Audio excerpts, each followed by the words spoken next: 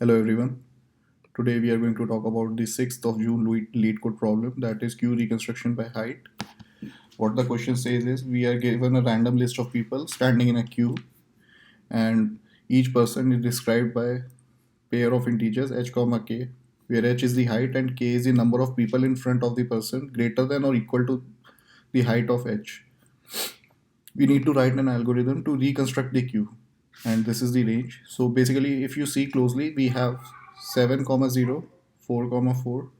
So 7 comma 0, let's say the height is in feet, so this is a person with a height 7 feet, and there are 0 people should be standing in front of this person. 4, if the person's height is 4, then there should be 4 people that should be standing in front of this person, and so on. So this is the meaning of this statement, that there are people with height h and number of people in front of him. So same way, if there is a person with height 5, that is 5 feet, then there should be 0 people with height greater than or equal to the height 5. And if you see closely, this is the output. 6 comma 1, let's just say, just pick one. So 6 comma 1, there should be one person with the height greater than or equal to 6. So if you see, 7 comma 0 is the only person with the height greater than or equal to 6. So this is fine. So this is how you need to get the result. And the approach I'm going to take is, basically I've done something. So we will maintain a vector, or actually we will maintain an array of the same size as the size of the 2D vector. So, and we are going to mark it as false. What this vector is present going to represent is that in our resultant queue, which is basically a 2D vector only, has that slot been filled. So here we are creating another vector, that is the resultant vector, and we are initializing it with -1. And now we will sort the vector, the initial vector, that is people. I'm just going to explain it why in a second. So people,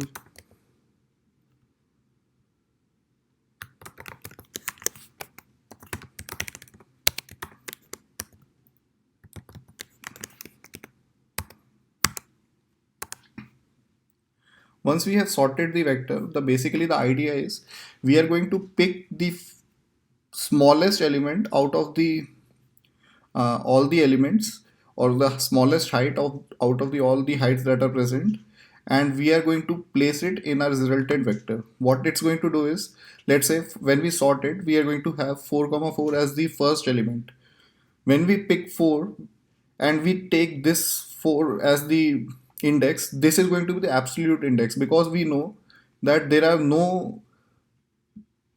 no person that has a height less than 4. So all the elements that are going to come are going to be bigger than or greater than the height 4. So we can take this index as the absolute index. So we will just put the value, we will just going to place 4 comma 4 at its absolute index. So the main idea behind or the solution behind the problem is that we see the absolute index, and not, and based on the value that we are getting after sorting the initial vector. So in this case, 4 comma 4, once we get it, we are going to place this 4 at the fifth, or at the third position, actually at the index 4, or after assuming that there are going to be 4 elements that are going to be greater than this 4, because we know that there is not going to be any element that is smaller, so the index is absolute now. I'll write the code for this. So if we run our loop for the given vector,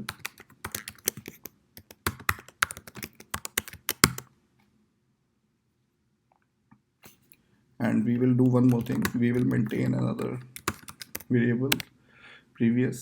So this is just for maintaining the index. I'll just explain in a bit. So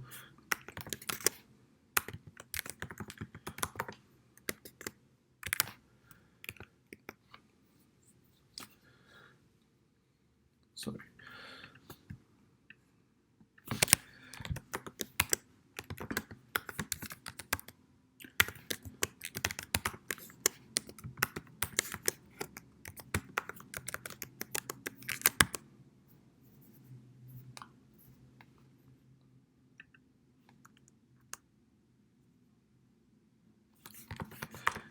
So now what we are doing is we are getting the value at each index. So we are going to start with 4. So we will have 4 comma 4 here, and once we get the value 4, we will check in the resultant vector which is initialized with -1. So we are going to check at what position we will keep this vector. So let's just create another variable which is count, which is going to keep track of the value or the position, that is the absolute position. So here 4 comma 4, so that is the, at the first index we get the absolute or the index that where we want to place it, so we will put it in count. Now what we are going to do is we will iterate through the entire vector and check if that slot is empty,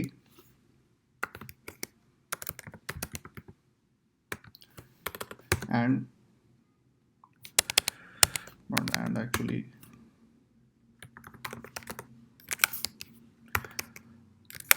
I'll explain this why we have done it in a bit.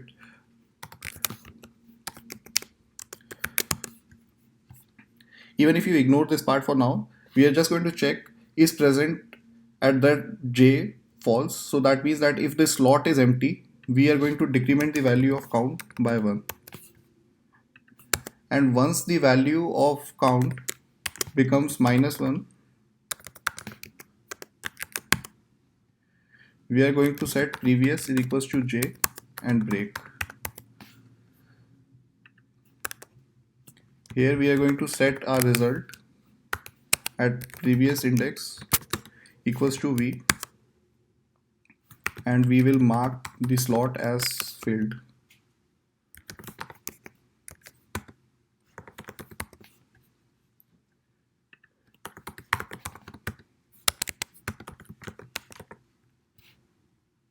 So now I'll explain with the example of this 4 comma 4. Let's say we take the shortest value, smallest value or smallest height, that is 4. So in that case we have the absolute index as 4, because we know with surety that there are going to be 4 other elements that are either greater than or equal to 4. So we can say it with surety that this is the absolute index, or this is going to be the placement of 4. So when we iterate through the loop, we will have v of in this vector we will have the value v of 0 as 4 and v of 1 also 4, because that is the absolute index. And we are going to iterate through the loop by using another loop, we are going to iterate through the people vector again and check if the particular slot is empty, if it is false, and let's ignore this for a minute, and then we are going to decrement the value of count. So when we start, let's say we have the output as all -1s. So when we start, we see this particular index, it is false or it is empty. So we are going to decrement count by 1. So count becomes 3, count becomes 2, count becomes 1, count becomes 0. And now when we run the loop, count becomes -1. As soon as the count becomes -1, we are going to break the inner loop and we are going to set the value of previous as the index of j. So here it is the point where we want to place our vector or the resultant vector. So we will place 4 here, or the whole pair of 4 comma 4 here at this position of previous, and we are going to mark this slot as filled. Once we have done it, now if we go to the next second smallest element, that is 5 comma 0 or 5 comma 2, we can pick any of them. So let's say we pick 5 comma 0. So when we get 5 comma 0, based on the sorting, it will be 5 comma 0 because the two values are same. Then it checks the second value. So this is going to be the first. We'll get 5 comma 0 before 5 comma 2. So when we get 5 comma 0, it is going to check the count is 0. When we iterate through the loop, it is going to check if the jth index, which is 0, is false. Yes. And we just ignore this for a minute, and then we'll decrement the count. So count becomes -1. And as soon as it becomes -1, so we set the value of previous equal to j, so 0. And we are going to set 5 comma 0 at the 0th position of the result. Now when we go to 5 comma 2, you'll see the use of this, that for 5 comma 2 we need to have a count. We will have a count of 2. When we have the count of 2 and we iterate through the loop, we will see the first slot is filled. So we are not going to decrement the count. We go back to the loop again. For j equal to 1, we see the slot is empty. We decrement the count by minus 1. Then again we go through the loop. We see the slot 5. We see, so we start from here. This is filled. We don't decrease the count. We go to here. We decrement the count by minus 1. Then we go to this slot. We decrement the count by 1. So it becomes 0. But the thing is, if we go back again in the loop, we will see that the count becomes minus 1 here, but we have to have it here. The reason being that we already have 5 comma 0 at the starting position, but we did not consider it because we assume that we are taking the values smallest at a time. So we assume that the value that we have is the smallest, and we don't count any other slots other than the empty slots. But in this case 5 comma 0 is equal to 5 comma 2, so we have to count that as well.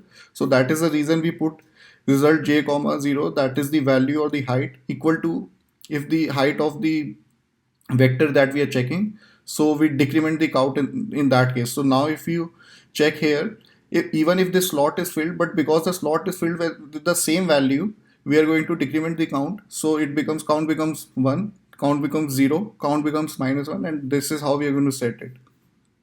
So that is the whole idea behind using this one. So I hope I made myself clear. If not, please put a comment in the section and I'm going to explain it again.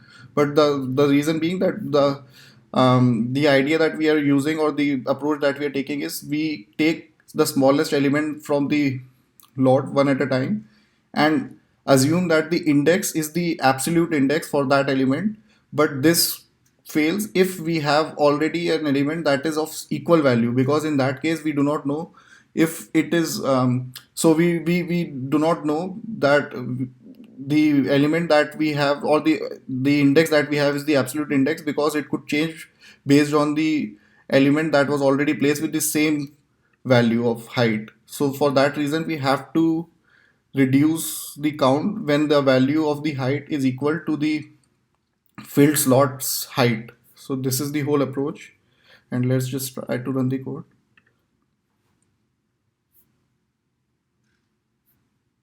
Oh.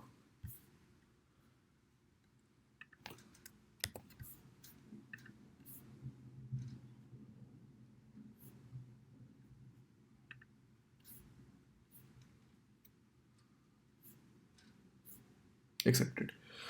Thank you guys for watching the video, and please like, share and subscribe, and also put in a comment if you have any questions or if you want me to solve any questions. And thank you.